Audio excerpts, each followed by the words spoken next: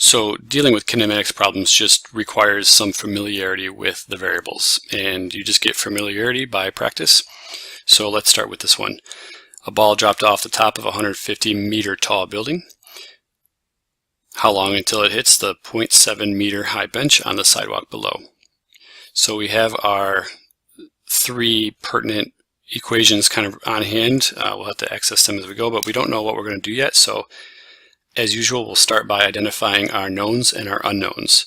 What do we know and what do we don't know? So to start with, our 150 meters tall building is our initial position. We have a 0.7 meter high bench. That will be our final position. And we want to know how long until it hits. So that would be time. We also know that it's falling, and so we know the acceleration in the y direction will be negative 9.8 meters per second squared. And we know that the initial velocity in the y direction, so Vy naught, is 0 because it is dropped. It's not thrown or anything like that. So that will be our first step. We have our variables. We have our knowns and our unknowns. So now we can start looking at our equations. We have to find the time. So that kind of eliminates this bottom equation here, but we may need to use that, so let's not eliminate it yet. We can go up from here. We have time in the second equation, but it's here twice, and I don't want to deal with the t variable and the t squared just yet. So let's see if we go up in here. This one looks a little bit more useful. We don't have Vx, but we're going to get to that. That will be our Vy because we're dealing in the y direction. So remember, the x just indicates that typically we're talking horizontal. Since we're working with the vertical right now, I'm going to just call these all y's, but we don't know our velocity. We do know our initial velocity, and we know acceleration. We're trying to find time. So let's start with that equation right there. So again, it's Vy, because we're talking in the y direction, is equal to Vy naught plus ay times the time. Now, we're really good with this right side of the equation, but this velocity, not the initial velocity, this is the actual final velocity, we have no idea what that's going to be. But we have an equation over here that can help us. This bottom equation, it's v squared. We know the initial velocity, we know acceleration, and we know our final and starting positions. So this is a very useful equation, but not on its own. Sort of like this first equation, it is not very useful on its own. But it's going to help us to find this Vy. So let's just kind of write this down here. Vy squared is equal to Vy naught squared plus 2 times the acceleration in the y direction times the final position minus the initial position. We're going to rearrange this to be helpful because we would like to have Vy. So that's pretty simple. We just need to take the square root of both sides. So if we do that, we find that Vy is equal to the square root of V naught squared plus 2ay multiplied by all that. And it is the square root of all that. So that is going to go into here as our Vy.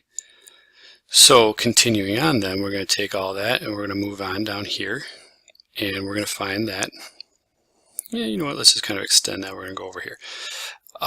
For Vy, we're going to write the square root of Vy naught squared plus 2 times the acceleration in the y direction times the difference between our initial and starting positions. And don't forget that that is the square root. And that is equal to, because we're getting that from this equation, Vy naught, the initial velocity in the y direction, plus the acceleration in the y direction, times the time. So that just completes this equation from up here. And if you look, we have everything we need. We can deal with all these numbers here if you just kind of reference back to what we actually have. So now we have to start basically solving for time. So that's going to be our final goal, is to find that time. So let's start by subtracting this. We can't do anything with this yet because we have this being added onto it. So I'm going to subtract this from both sides.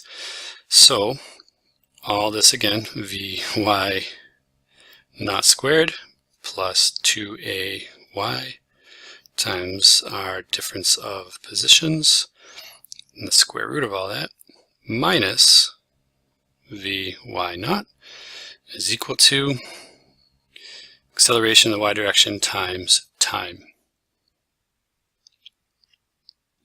So we're getting closer to finding time by itself. So now we just need to undo this multiplication. The opposite of multiplication is division, so we'll divide both sides by ay.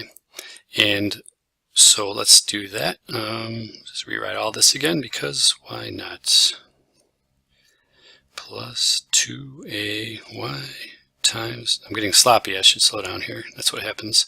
And that's when you're going to make mistakes, is you kind of get complacent. You think you know what you're doing. And you might, but it's easy to slip up. So we're going to divide both sides by ay, and that will be equal to our time. So we now have time is equal to, and let's just double check, Vy naught. We definitely have that. We have 2 is a number, ay, so we have that. We have our two positions, and we have our ay again. We have our Vy naught. This is going to be good. We just need to substitute now. So I'm going to just kind of do that. I'm going to, let's just scooch all that up kind of around here. Give ourselves some room. So I'm also going to flip this equation around because I don't like it backwards like that. It just bothers me. Alright, so let's start substituting in numbers. Vy naught squared, well, that's 0.